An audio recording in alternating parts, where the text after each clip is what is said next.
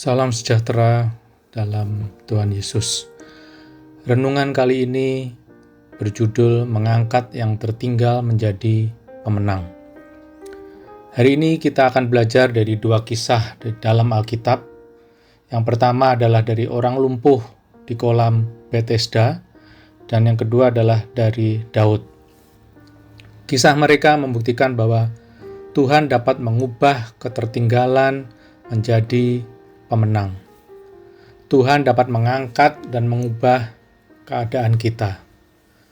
Bacaan kita hari ini diambil dari Injil Yohanes pasal 5 ayat 1 sampai dengan 9. Sesudah itu ada hari raya orang Yahudi dan Yesus berangkat ke Yerusalem. Di Yerusalem dekat pintu gerbang domba ada sebuah kolam yang dalam bahasa Ibrani disebut Bethesda. Ada 5 serambinya.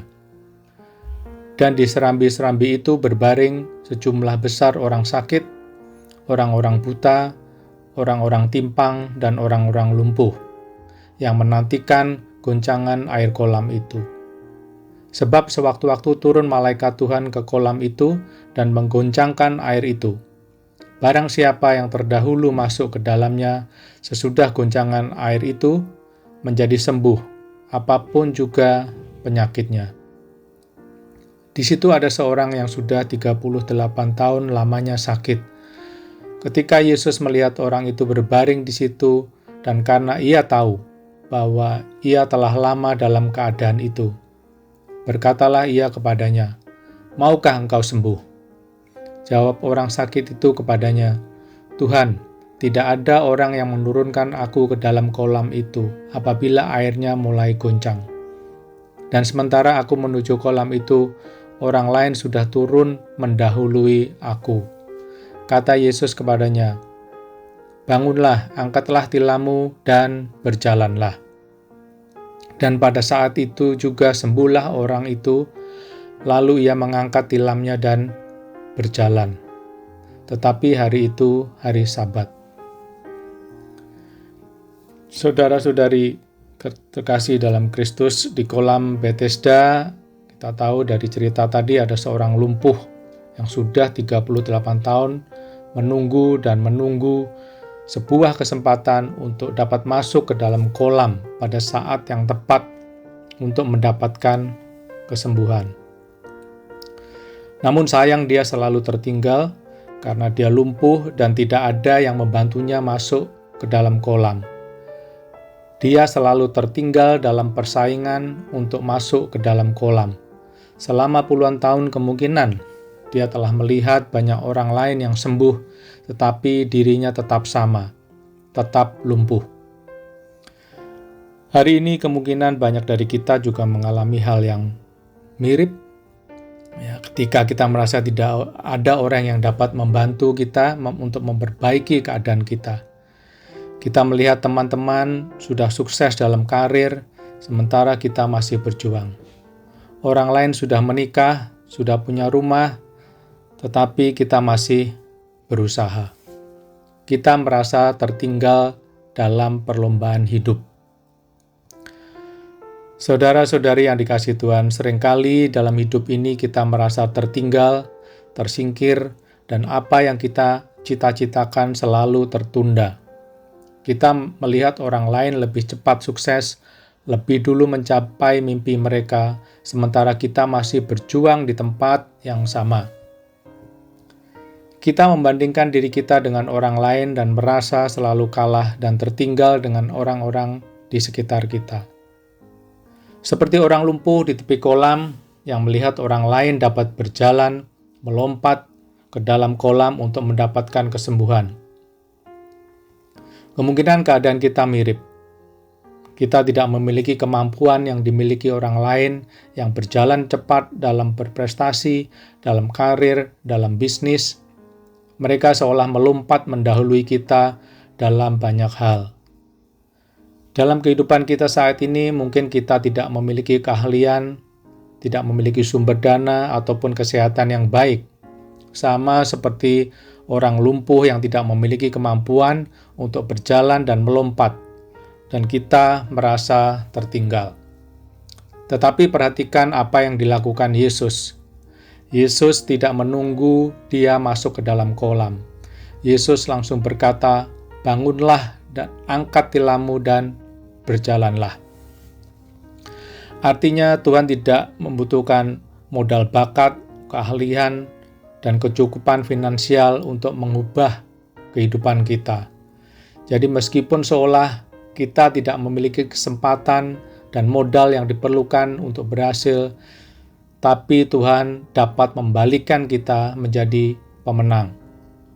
Tuhan dapat membuka jalan pintas tanpa harus memiliki modal yang diperlukan agar kita dapat sukses. Tuhan tidak butuh kolam Bethesda atau aturan manusia. Saat Tuhan berfirman, ketertinggalan berakhir, mukjizat terjadi. Saya percaya asalkan kita setia kepada Dia, meskipun dengan modal finansial yang pas-pasan, atau bahkan kurang, modal kepintaran yang pas-pasan, yang seolah telah menyebabkan kita tertinggal. Tuhan dapat mengubah semuanya dalam waktu yang sangat singkat. Orang lumpuh yang hanya bisa berbaring di lantai, yang selalu berada di bawah orang-orang yang berdiri di sekitarnya, kini dia dibuat berdiri dan berjalan oleh Kristus. Statusnya tidak lagi berada di bawah, tetapi dibuat setara dengan orang-orang di sekitarnya. Selanjutnya kita akan lihat kisah Daud. Kita tahu di 1 Samuel pasal 16 ayat 1-13, ketika Nabi Samuel datang untuk mengurapi calon raja orang Israel di rumah Isai, Daud bahkan tidak dipanggil oleh Isai ayahnya untuk mengikuti kontes kelayakan. Semua saudaranya diperkenalkan satu persatu. Mereka terlihat lebih kuat, lebih tampan, lebih berwibawa. Tetapi Daud tidak ditampilkan. Karena dia hanya seorang gembala, dia tidak masuk hitungan, dan dia tertinggal di padang rumput mengembalakan domba-dombanya. Tetapi Tuhan berkata kepada Samuel, "Jangan pandang parasnya atau perawakannya yang tinggi, sebab aku telah menolaknya. Bukan yang dilihat manusia, yang dilihat Allah. Manusia melihat apa yang di depan mata, tetapi Tuhan melihat hati." Ya, ini ada di 1 Samuel 16 ayat yang ke-7. Daud yang tertunda dan tertinggal akhirnya dipanggil. Tuhan berkata, "Inilah dia, urapilah dia." Apa yang kita dapat belajar dari kisah Daud ini ya, bahwa manusia seringkali melihat perawakan, tapi Tuhan melihat hati. Manusia melihat ketertinggalan, tapi Tuhan melihat potensi. Manusia melihat posisi saat ini, tapi Tuhan melihat masa depan. Dan saya rasa kunci dari perubahan Daud dari ketertinggalan menjadi pemenang adalah kondisi hatinya. Saudara, jika hati kita benar di hadapan Tuhan, maka Tuhan akan membalikkan posisi yang tertinggal menjadi pemenang.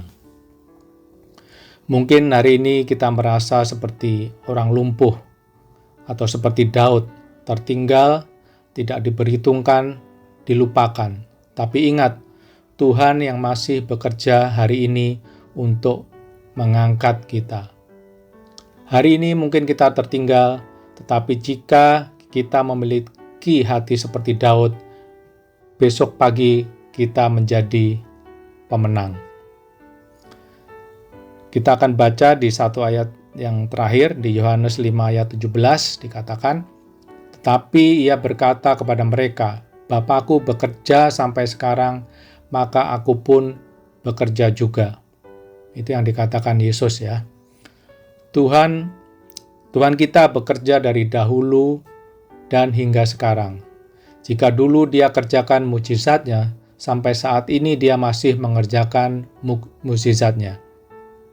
Ini adalah penguatan bagi kita bahwa Tuhan tidak pernah berhenti bekerja dalam hidup kita. Jangan kita takut atau putus asa karena ketertinggalan kita. Tuhan tetap berkarya bahkan ketika kita tidak melihatnya. Hari ini Tuhan berbicara kepada kita seperti kepada orang lumpuh. Bangunlah, angkat tilammu dan berjalanlah. Jangan kita melihat orang lain, jangan melihat kekurangan kita, jangan membandingkan diri dengan mereka yang sudah lari di depan kita. Fokuslah kepada Yesus, karena Dialah yang bisa mengubah yang tertinggal menjadi pemenang. Amin. Tuhan Yesus memberkati kita semua.